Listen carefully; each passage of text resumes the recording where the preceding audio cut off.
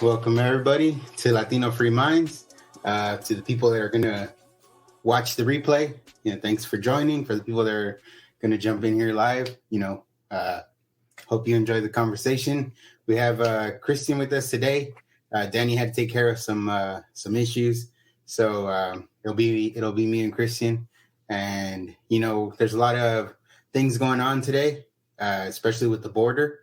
But before we get into all that, because I want to talk about the border and the town hall that Trump did yesterday with CNN.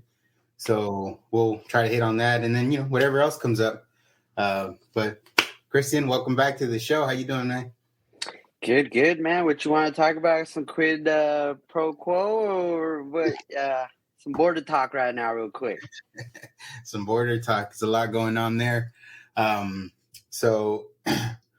A lot of the talk so far, kind of that you've seen, I don't know if you've seen it out there, like on social media, has been people talking about, Title 42, how that's ending today.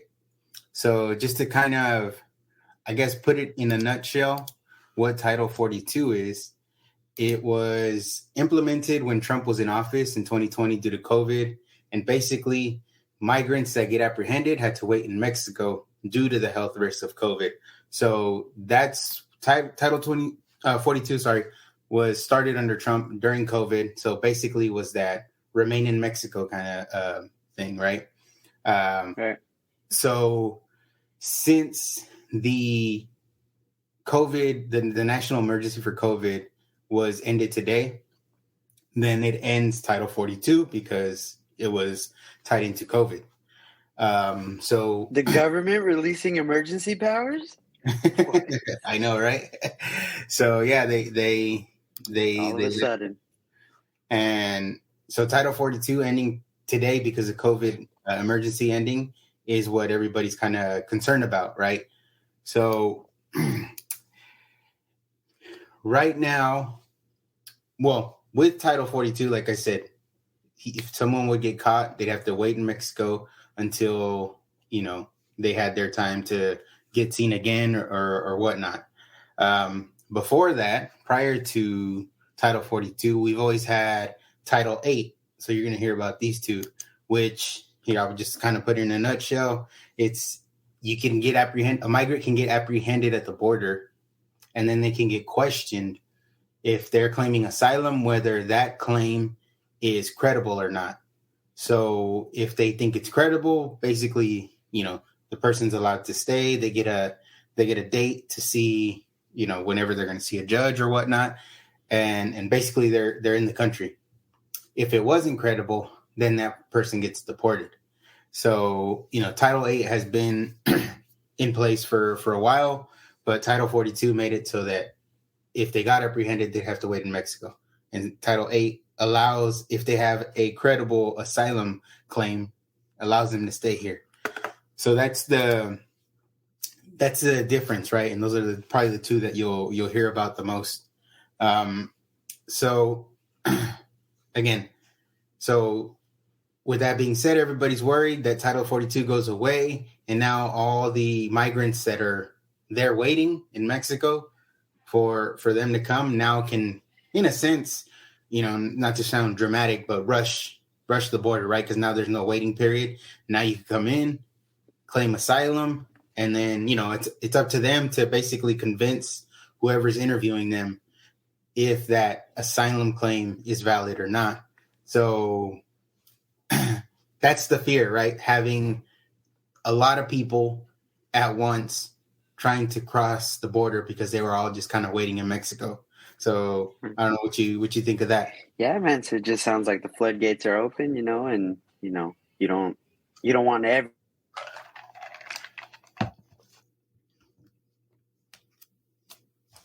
I think he cut off real quick.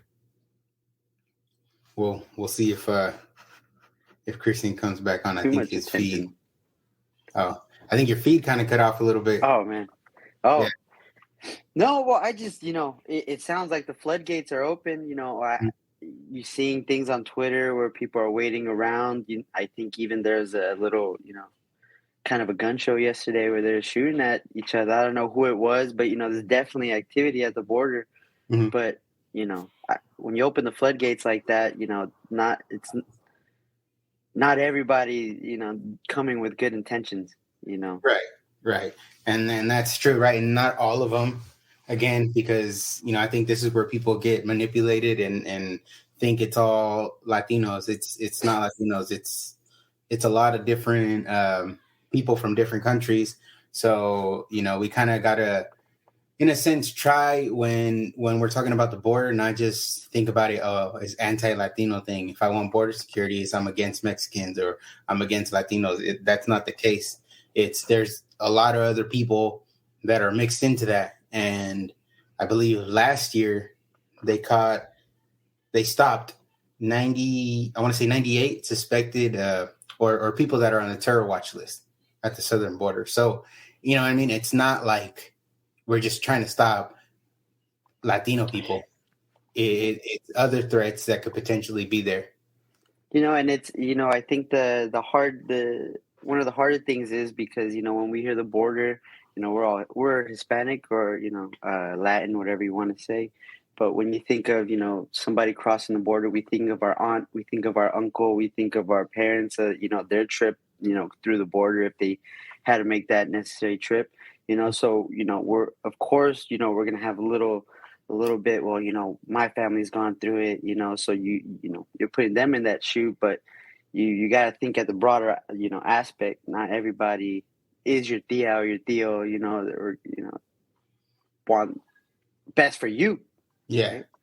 And that's something that, with Danny, we talked about before. It's kind of like that guilt, right? Like you're saying, it's like you know that your family kind of went through it. They're here. And then, you were born here. You're provided these opportunities. So you kind of, in a sense, you have that desire that, okay, everybody has that opportunity, because at the end of the day, no matter what they say, this is the greatest country on earth. And even though things might seem bad, like it's still, we're still in the best position we can be. We just kind of got to, how could you put it, clean house or take care of our stuff here internally. But at the end of the day, America is still America. And even if, number one, even if some Americans don't believe in the American dream, there's a reason why a lot of these people are coming here, because it's real. So you've got the luxury to say that you don't like the United States of America. You could be an immigrant that came from a communist country and came from bad or the slums or North Korea, come to the United States and still say, hey, well, this is bad too, so, and you're not going to get prosecuted. Nobody's going to come after you with a whip or anything, so I do think, we take that for granted, just freedom of speech and all these other little freedoms that we have in certain states and, but all in all, there's nothing to complain about. We all know people that come from the struggle. We all know people that, and they come here for a better start, but there's a way.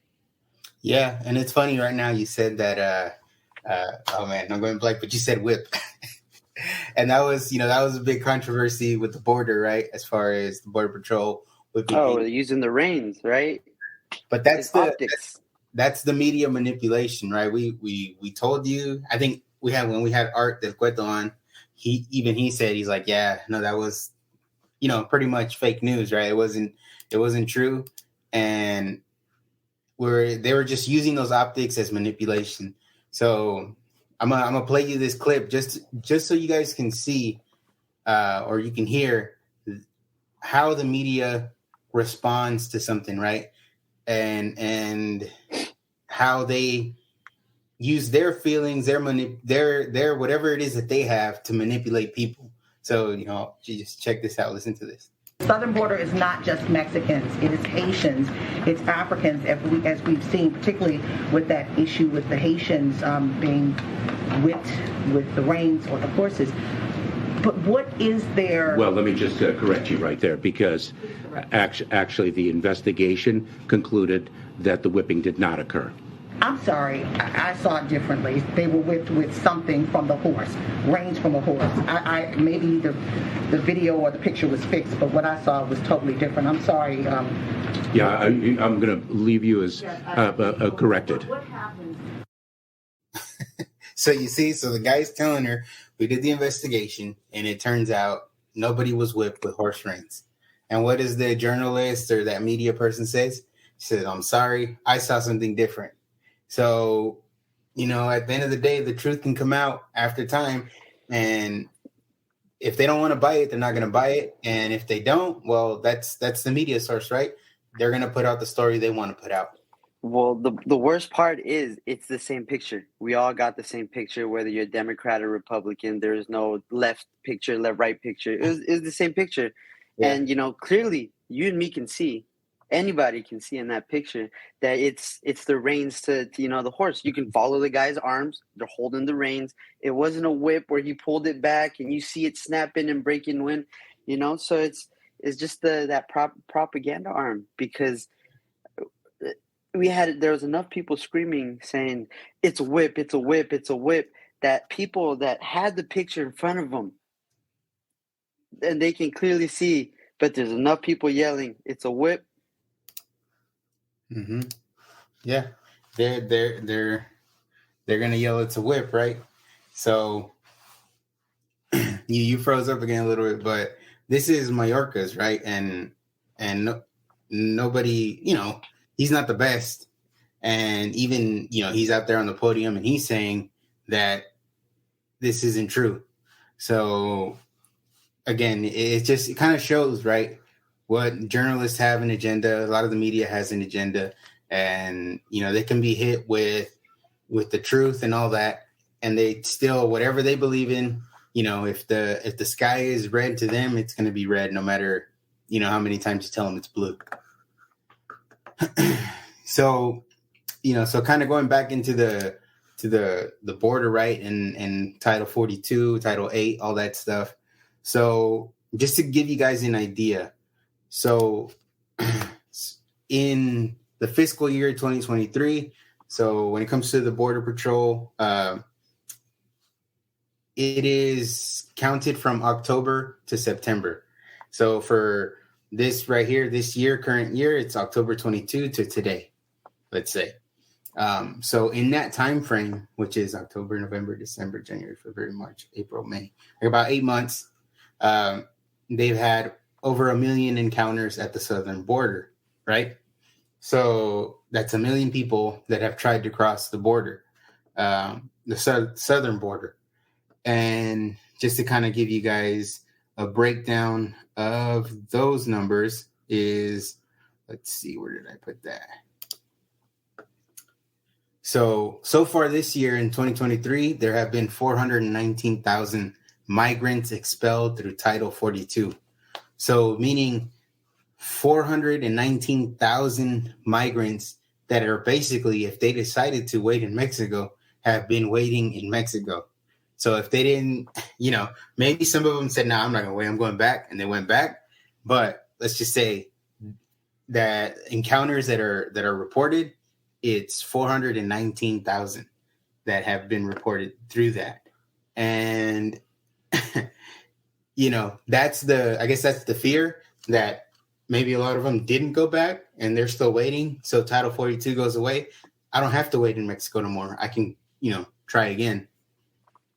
And Daniel, would you say that this government is for, keeping that title around where, they have to wait in Mexico, or is, Biden kind of for them coming in? Well, I think, if I'm not mistaken, I had just seen this before it started. I believe the House passed basically a border protection bill, and it was basically partisan, right? It was all down the line, pretty much all down the line, yes from Republicans, and all down the line no from Democrats. So, it's something that, people got to understand that the border talk gets politicized, right? And it becomes a political issue.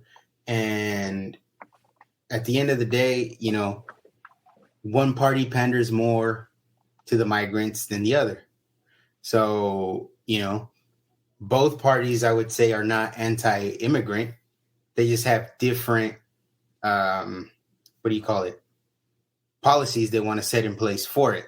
So, and I think that's where, again, the manipulation, the lies of, the media and politicians, that's where it causes all this division and all this manipulation towards the border. Yeah, it's a mess. It's a mess, because you hear, the process, right? You got the dreamers.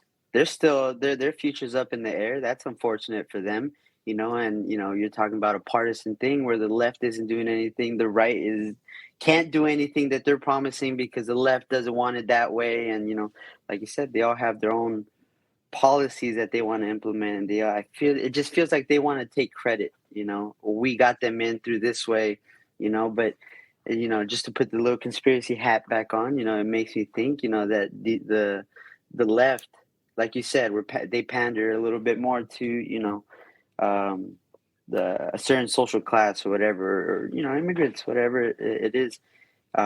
We see them that they're able to get licenses, IDs, and all that. The next step that's missing is for them to vote. And I think that's what they were pushing for a while. And again, this is just the conspiracy hat on.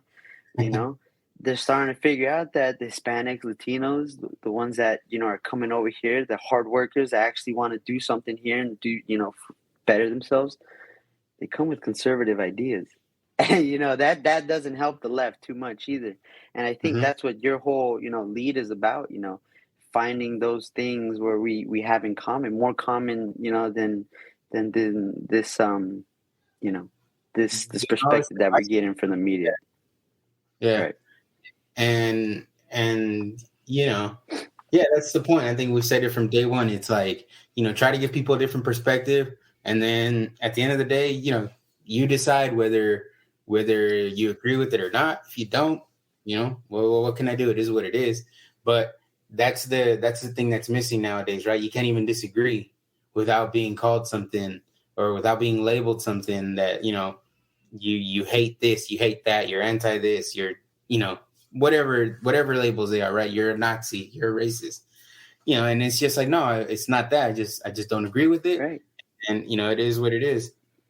It's those outright, titles that they want to, the finger pointing, that they want to give you because, during the pandemic, I'm sure you lost some friends or, just because of some not even radical beliefs, but you get balled up into, groupthink and everybody throws you into that category, and it's unfortunate because, again, people know that you're not a Nazi. People know you're not, maybe not even full right wing or you're more down the middle, but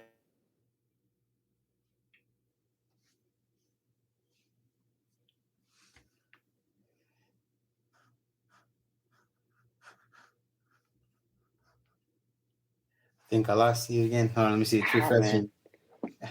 Maybe it's the Wi-Fi or something. Yeah, it's got to be something. Everybody active.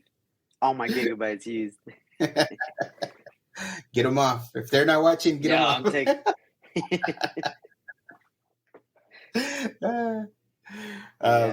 Yeah, I mean, it's the border talk is more layered, right? Than I think what the media, what politicians want it to be, and I think that's where kind of like doing this kind of stuff helps kind of show those different layers, because the issues at the border, and we said this before on the show when we talked about it, is that it's not the same border problems or border issues when our grandparents came over or our parents came over or whatnot. It's a whole different issue. We have the rise in people that are trying to come over is way higher. So, it's not the same. It's not comparable. And there's also a bunch of other layers, which, nowadays they'll talk about the border patrol as a negative thing. And, when we had Art Del Cueto on, he was talking about how it's, one of the biggest humanitarian groups. And I agree with that. And so what we have to do is, and I lost Kristen real quick, I guess, but what we have to do is pay attention to all the things that get tied into it, right? So just to kind of show some more data on what the Border Patrol does. So the most recent numbers that the Border Patrol has, as far as people they've run into that have either they found dead or they rescued from dying, basically, in year 2021 is the last year that they have. It was 3,991 people. So that's combined in 2021 that either they found dead or they rescued from dying. So, that's a big number, right? It's 3,991 people that, probably shouldn't have been going through what they were going through. And then just to kind of break down those numbers, we have 568 people that they found dead for whatever reason, dehydration, heat exhaustion, whatever. They have different reasons that they listed. So 568 people were found dead, and they rescued 3,423 people. So that's 3,423 people that could have died. And because the Border Patrol is out there patrolling, watching, looking, they're able to save 85% of the people, close to 86% of the people that would have died if no one showed up. So, there's a good side to this, good side to the Border Patrol that doesn't get highlighted. And, we got to make sure that we pay attention to all these things and not just the negative that you see about the Border Patrol.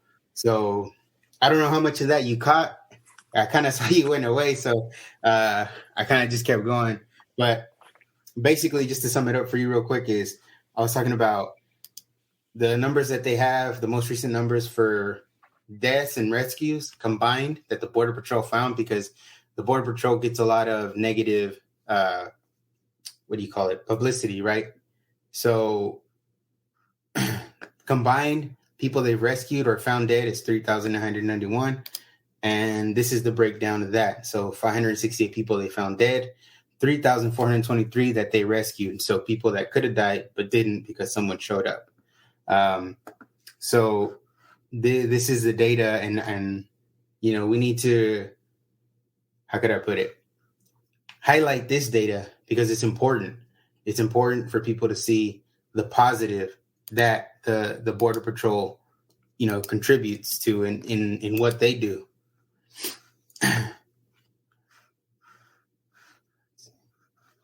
So, it's something that, I think I lost Christine again. But it's something that should be highlighted. The Border Patrol isn't this big group of, racist people. A lot of the Border Patrol are Latino people, Hispanic people that are working. And, we talked about this when we had Art Del Cueto on, and they're just trying to, help people out. They understand that people want to come here for a better life and, for work. But we also got to understand that not everyone is coming with those intentions. So, we have to, when the Border Patrol is doing good, we have to acknowledge that. So, welcome back. Hey, man, I don't know. It's some type of EMP. They're hitting me. They know you're speaking the truth over here. They don't want to hear me talk. No, but it's the Border Patrol does some positive stuff. So, rescuing 3,423 people from dying. So these are people that if no one would have showed up, they probably would have died. You rescue 85% of the people that you run into that need help, you know, it's a positive, because I get it. People are trying to come here to better life, but it's also dangerous, right?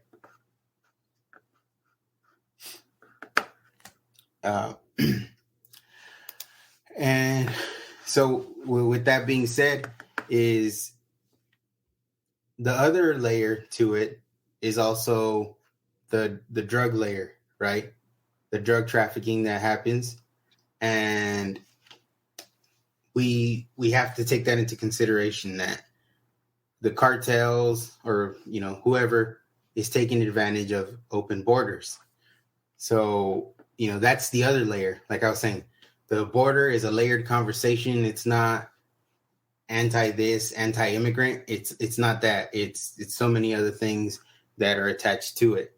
So just to kind of, you know, because I wanted, when I was kind of prepping for this, I was like, all right, I want to have data available so people understand, right, that it, again, there's layers to it, and people got to hear these numbers. Maybe they've never heard them before or seen them before, but, you know, this is what it is. So just, again, from October 2022 to today, all drugs combined that have been seized at the border, it's 264,000 pounds of drugs. So those are the drugs that they've caught, you know, coming through the border. Who knows how many pounds, you know, got away. So that's, you know, it's an eye-opening number. It's a lot of drugs in 8 months. And then to break it down specifically to fentanyl, which is one of the worst drugs and one of the drugs that is currently affecting this country and killing people, right, is, you know, fentanyl since October to September, which would be October to today, May, they've seized 14,700 pounds of fentanyl. So, you know, that's a lot. That's a lot of fentanyl, and it's a very deadly drug. When you're talking about it just takes a penny's worth to go ahead and kill a whole family. Yep. So and then just to kind of, you know, again, give you some data, it's 2 to 3 milligrams of fentanyl that can cause a death. So if you have that much intake, it can kill you, right? So if we're talking 14,700 pounds, we're talking about 6.3 billion milligrams, okay? Which would equal about 2.1 billion deaths. So if you take those numbers and you divide them, this is what you get. And it's crazy. It's a hell of a party. And it's just from October last year to today, for example. So year to date. And it's counted from their fiscal year is October to September. So, you know, 14,000 pounds of fentanyl. You know, just to kind of give you the rundown. So that's in 2021, there was 11,000 pounds. In 2020, there was 4.8 thousand. So 4,800. So it's really, I guess you could say, skyrocketed, you know, recently. Yeah. And, you know, it kind of makes sense. I mean, we have a weaker border. So, you know, obviously these people, cartels or whatnot, they're going to try to get their product across. And if the border is weak, nobody's watching it as hard as probably we could be watching it. You know, it's going to cause that kind of stuff. If I'm going to bring some fentanyl, I think I'm going to do it today. If I'm going to bring it across the border, I think today's the day. Yeah, I mean, if we're not taking our border seriously, then, you know, if we don't do it, who else is going to do it, right? Nobody. Yeah. And that's the thing that we gotta remember is a different layer to everything, especially when it comes to the border. They're real problems, and they don't all get talked about. So, you know, that's why I think it's important to have these type of conversations. It's not as easy as black and white. No, it's not. And this is how, and just to kind of show you guys another video, this is how, I guess, simple they want to make the border talk. To create crisis at the border so that people come here and they are always subject to being illegal workers. And we need to do something about that in this country. Those folk who are coming across are the ones who are helping to put food on our table. Without them, we're not able to eat. If you turn them away, if all of them were turned away, and then this legislation passed, making it easier to get at people who are already here legally, and you have no immigration, then we would have no food on our plates. We would have nobody taking care of the building, the construction of our homes. We would have nobody cleaning up in the hospitals. Honest work that deserves an honest day's pay. That's the kind of system that we need to have in this country. Immigration is important. And my friends on the other side of the aisle want to pretend that they want to close this border.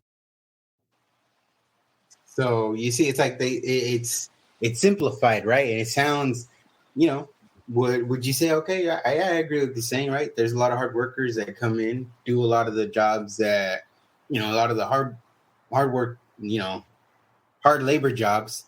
And it makes sense. But it's also, again, it's more than that. It's not just about who's going to clean the hospitals. And it's almost disrespectful saying, amounting that's all we're good for. That, that my people are just baggagers and all that. My girlfriend used to work at, shout out Betsy. She used to work at Kohl's, and you freeze it up.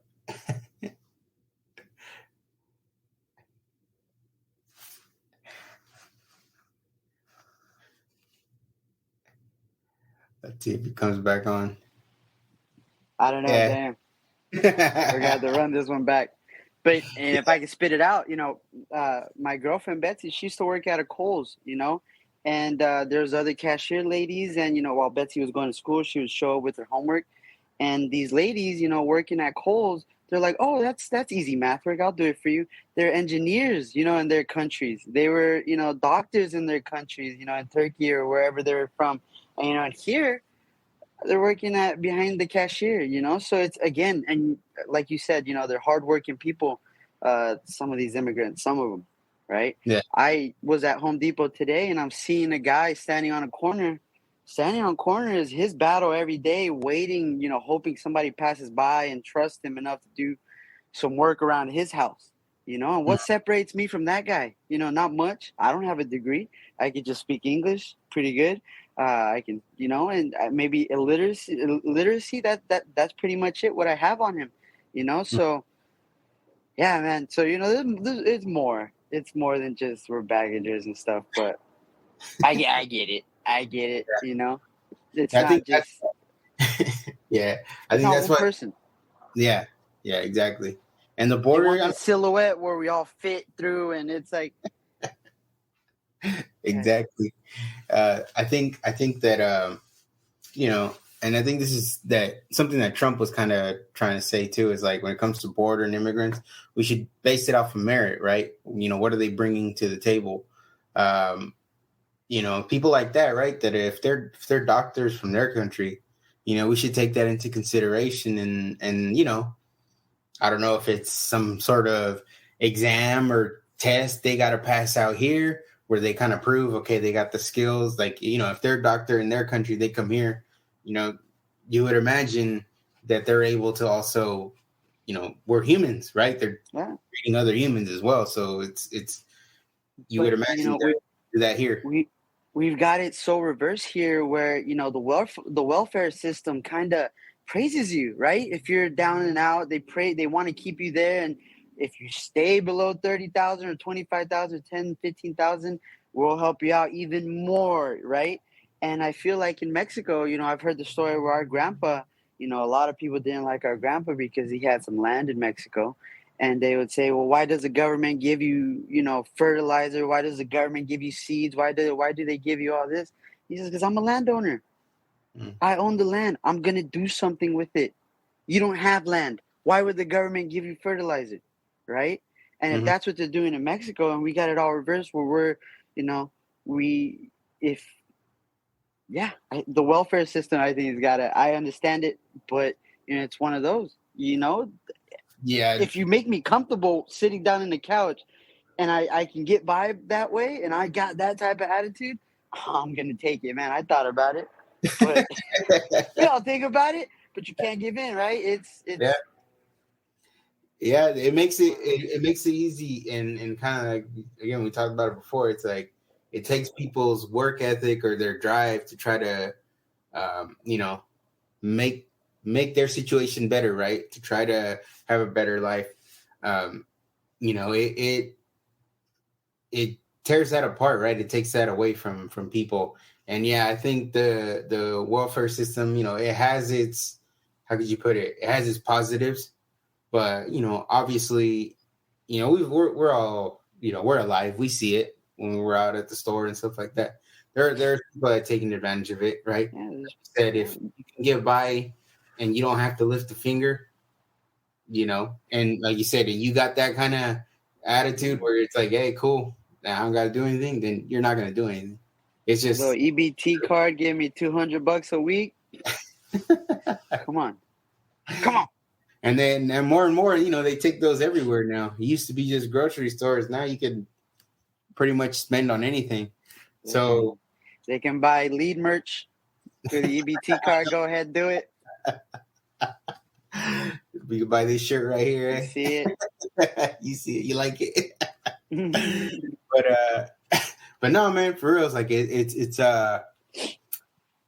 you guys are gonna see a lot in the media about immigration, I think, right now, and especially leading up into the election. We're getting into that time where that cycle is gonna kick up, and we gotta be mindful and pay close attention to everything that's going on. You know what I mean? And let's see. Be careful with what you're reading. Yeah. The news, the headlines, all that. Yeah, it's crazy. It's crazy, right? You're gonna get manipulated, and if you don't know that the manipulation is taking place, like we talked about, is they're gonna get you, and they're gonna have you feeling emotional. They're gonna have you feeling like, they're on your side. They're the good guys, but it's like, what? We've been in this world long enough to know that, they've been promising the same things over and over and over, and nothing has changed. We're still talking about the same immigration policies, you know what I mean, that need to get fixed, and that's just what it is. But one party, again, panders more, right? They have both parties are not anti-immigrant. They just have different routes. One route just sounds easier and appeals more to people because, again, why struggle? Yeah. So, I mean, I think that the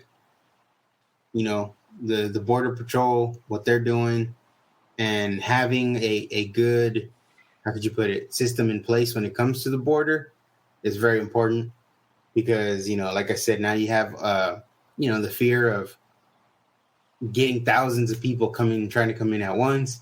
If you let everybody in and then you lose track of everybody, right? And there's going to be some people in there that, have bad intentions. And that's just true. That's just, I don't know if you want to call it basic science, basic math. There's going to be some people that cross the border that don't have good intentions. All those people crossing the border aren't perfect, aren't saints. There's going to be some bad ones.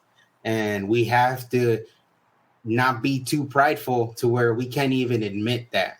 I think that's where a lot of people fell for that whole Trump thing when he first ran, was people were too prideful to admit the fact that, yeah, there are rapists, there are drug dealers, there are murderers, and yeah, some of them are going to try to come up here, and some of them are going to try to get in, and then at the end of the day, they're going to do what they do. Right. All right. So I came here to talk about some border talk. But what do you know about my boy Hunter? What do we know about Reyes, man? Some quid pro quo. What happened between 2012 and 2019? Well, I think the Oversight Committee just did what they do, like an investigation, or they were doing their investigation on the Biden family, right? And I believe nine of them or so have been paid by foreign, according to what they found, have been paid by foreign countries basically for no services, just kind of, I guess for being a Biden. Well, I saw I got my hands on some files, but I was seeing that it was around. I think it started in 2014. It was saying that in 2014, some London banks. There's the oligarch that owned Burisma, part of the Soviet Union, and all of that. Forgot his name, but some London banks seized over $23 million that he owned. Again, he's coming from the Soviet Union. This is old money. All right. 2014 of April, 2014 of May, Hunter Biden is on the board of Burisma. So it's one of those, so it's ooh. It's that double standard, man. If this would have been Trump's family, Trump's son, Don Jr., Eric, they would have been locked up already, if not, at least charged. It would have been all over the place. So this is kind of like the breakdown of what the Oversight Committee announced. So pretty much Biden family members and business associates created a web of over 20 companies.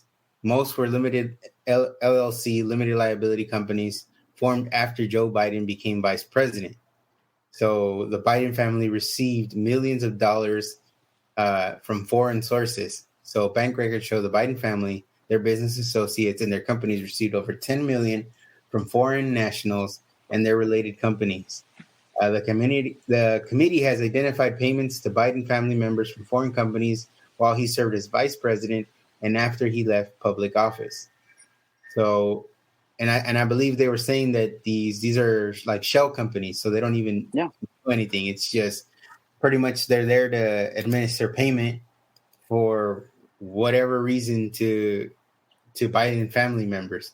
So, if that's something where, if they're finding all this, I would hope that the Department of Justice is doing their part and looking into these, right? So they can, in a nonpartisan manner, because if we have a politician that's, getting paid by foreign countries, right, and his family members getting paid, you would have to imagine that he's doing something against our interest to benefit himself, right?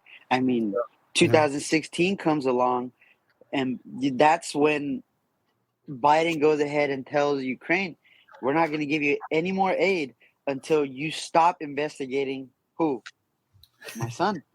Yeah. Come on, brother. Come on. It's just one of those. It's a paper trail. And it's so, again, you get enough people screaming, that's not what happened. That's not what happened.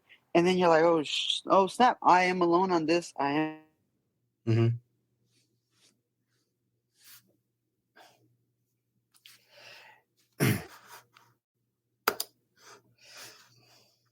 Yeah, it makes you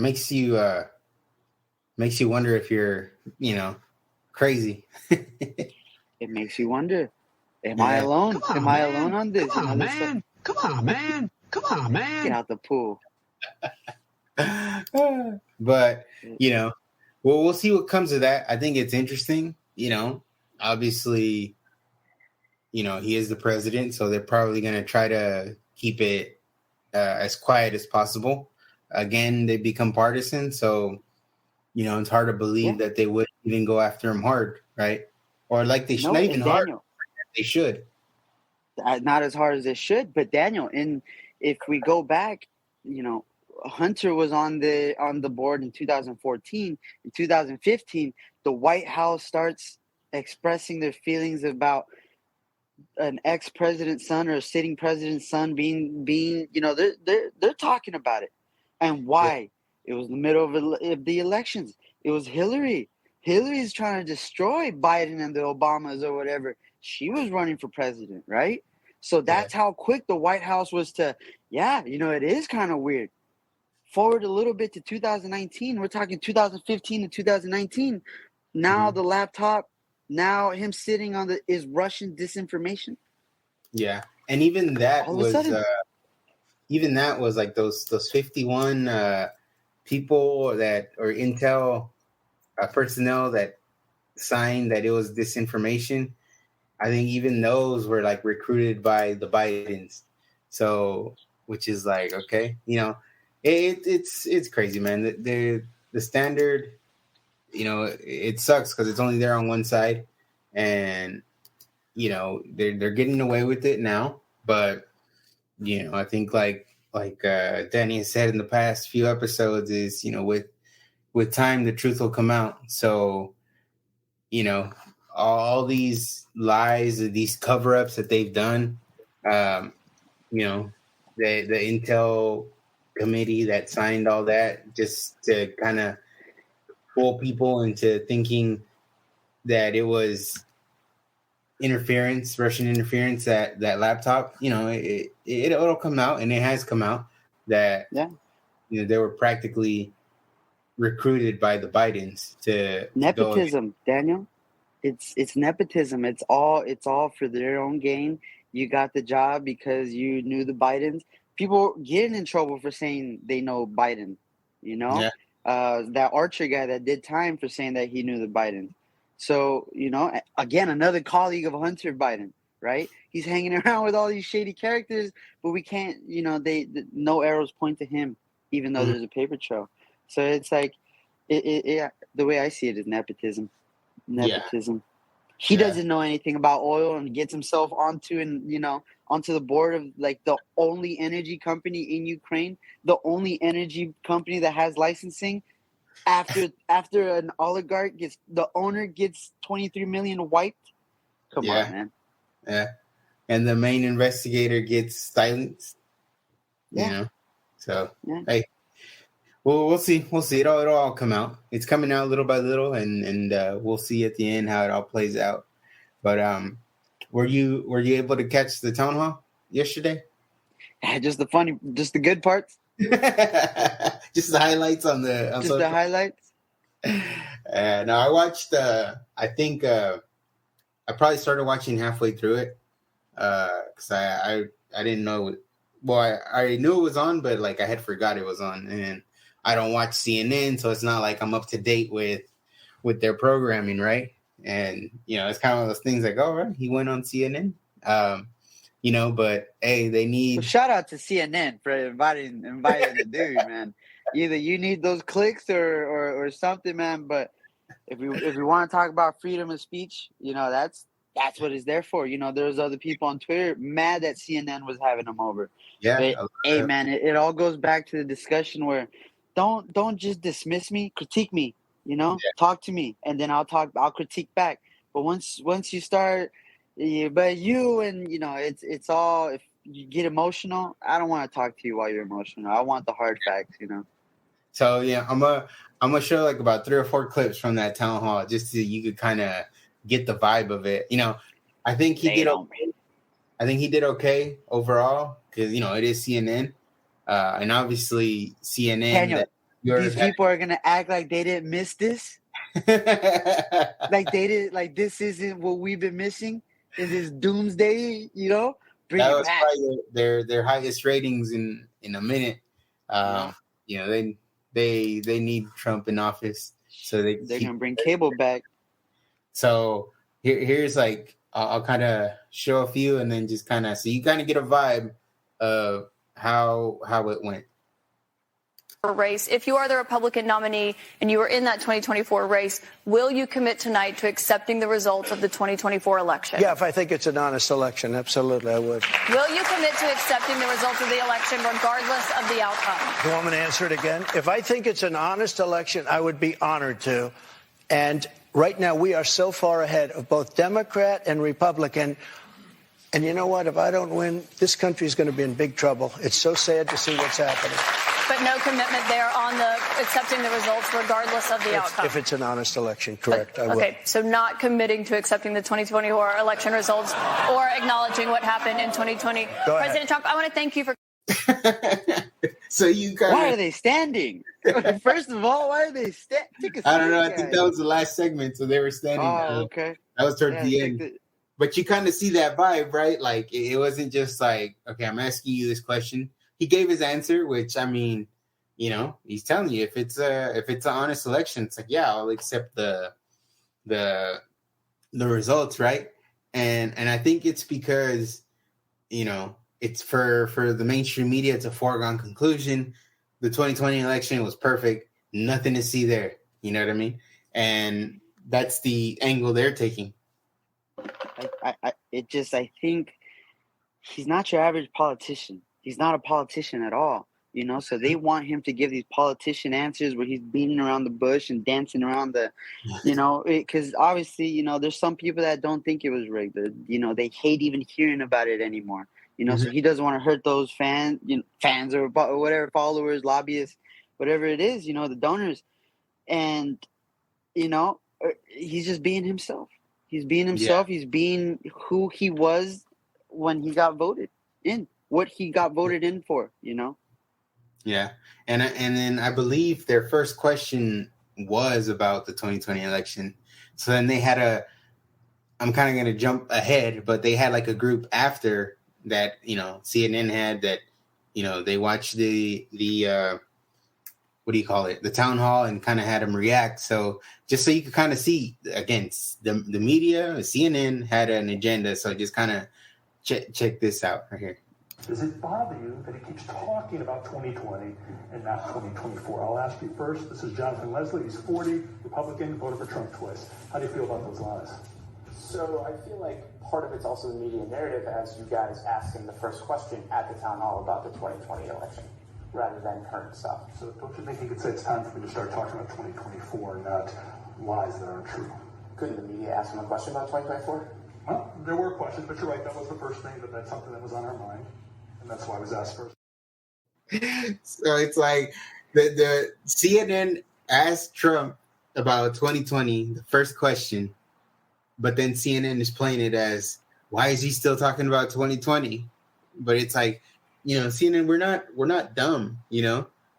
He's talking about 2020 because that's the first question you asked him. It's not like that he just started talking about it. That's what you wanted to talk about, and now you're trying to spin it as, oh, he's still talking about it, you know? Yeah. That guy didn't take any stance where he was like, you know, it did get stolen. It did 2000. He is right. He just said, you guys went ahead and asked that.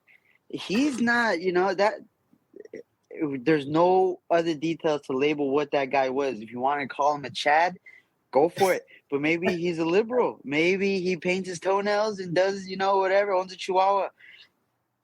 I don't know what liberals do, but, you know, it'd be unfair to label him that way. I think that's just an observation that we can all put together. Again, going back to that one picture of the Border Patrol guy on the horse that, you know, they confused it with a whip. Mm-hmm. It's optics. It's optics. If you get enough people yelling loud enough over you, this is what it was, then, you know, you're gonna be that weirdo or you just quiet down, just disappear into that bush. So or you stand in what you're saying, right? And then kind of it's funny because executed. And then this is the third clip is literally exactly that. So it's people saying one thing, but there's one person that's like, nah, man. No. Exactly. So check this out. But it's exactly what you just described right now. But a couple of things. First of all, town halls are for the voters. not for the press, not for the person who's the moderator. Caitlyn spent more time interjecting her own viewpoints or her own views on the situation. Excuse me, those are actually facts. Now, are you guys not going to interject your views on me, or do I get a chance to speak now? If you're speaking falsely, those were facts. The town hall is for the president to speak to the voters of New Hampshire, not for this back and forth with media. That's number one. Hold on. That's number one. Number two, with respect to Ukraine, I totally disagree. He did not say he was just going to give over Ukraine the way you intimate, Van. He did not say that. He didn't say what he said. He did not say that he what he said is that he would actually look for a solution to end it quickly. He put 24 hours on it, but let's be very clear. What Joe Biden has done has been a disaster, because initially with Ukraine, Joe Biden wanted to give Vladimir Zelensky a ride out of Dodge. He wanted to give him a plane ride, and it wasn't until people in Moscow, in Ukraine, here in the United States said this invasion is wrong that Joe Biden reversed course. Do you want a victory in Ukraine? Do you want a victory in Ukraine? I'm just trying to respond to everything that's been coming up on the table. Last thing, let me say this. We spent 22, 23 minutes talking about January 6th. We could have been talking about a whole lot of other issues instead of doing that for the first half hour or so. But let me be very clear. What was said in this town hall about National Guard troops that were authorized by Caitlyn was wrong. I'm on the Oversight Committee. I was in 2 hearings on January 6th. It was testified in oversight that Donald Trump authorized National Guard troops on January 4. He followed up in a call with then acting Secretary of Defense on January 5, trying to see where the deployment was on those troops. That is testimony in the Oversight Committee.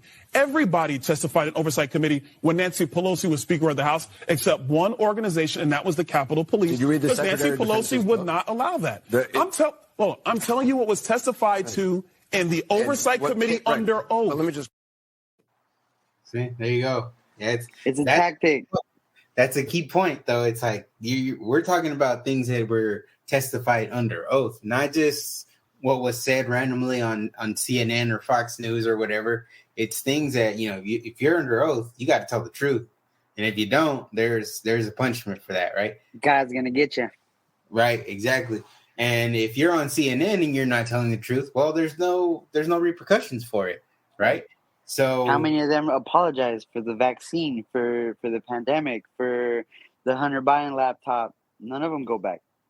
No, and I mean CNN had the whole purple dark looking counter for COVID deaths when COVID was going on, and they're using that to manipulate people into scaring people to make basically make Trump look like he didn't know how to handle the situation when it came to COVID, and then they just had all the deaths adding up. So it's like, yeah, they have their agenda. They're that's what they're good at. That's their job is to, you would have hoped their job is to just, tell the news as it is and let people decide. But they've gone so far from that where it's like, we're going to tell you what it is. And, you got to believe us, or else, again, they start to label you stuff.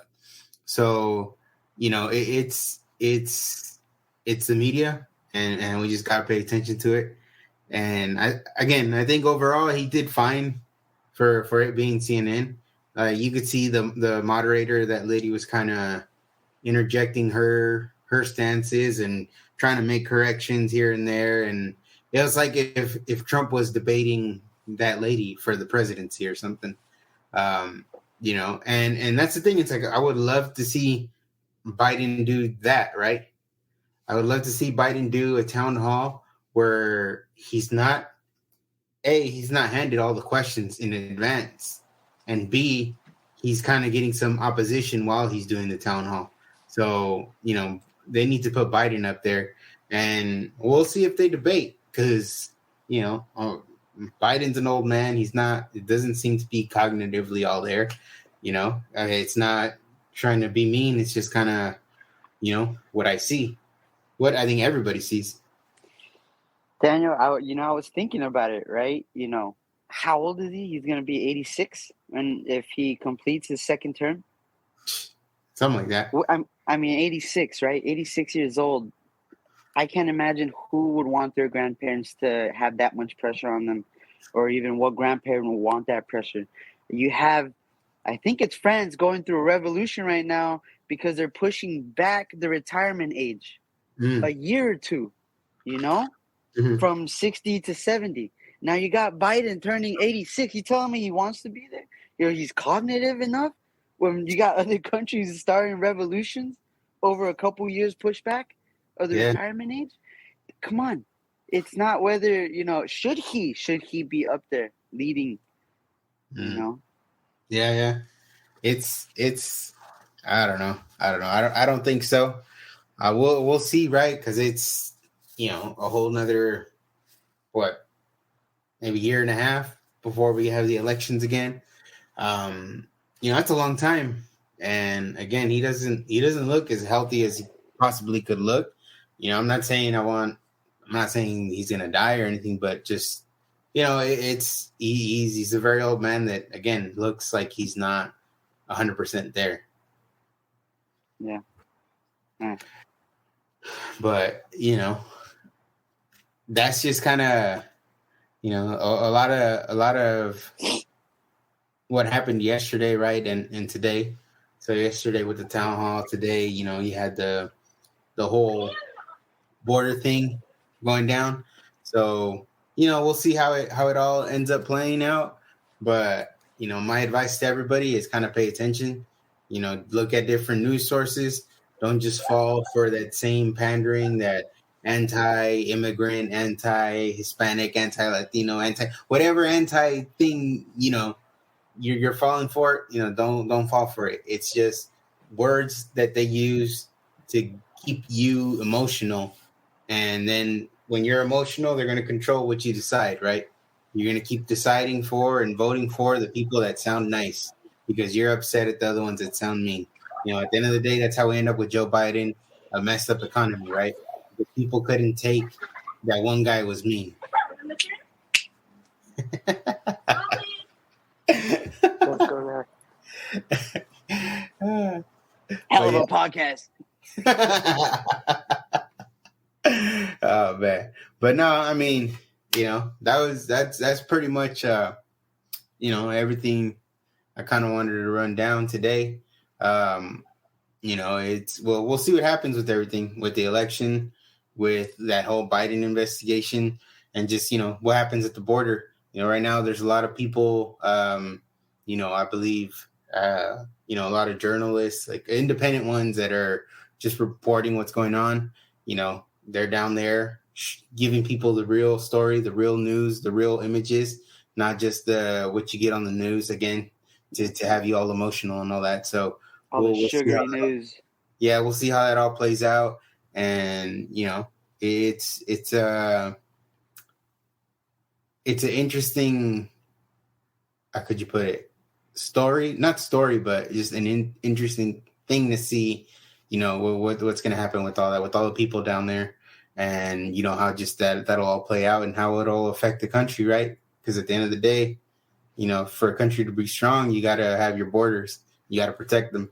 And, hopefully, the people with good intentions that just kind of want to work, make a better life, hopefully they're able to make it in, but, again, do it the right way. And those people that don't have any good intentions, hopefully they get weeded out, but we'll see. We'll see what happens. Cool. Well, thanks for tuning in. Thanks for coming on, Christian. And, we'll catch you guys on the next one then.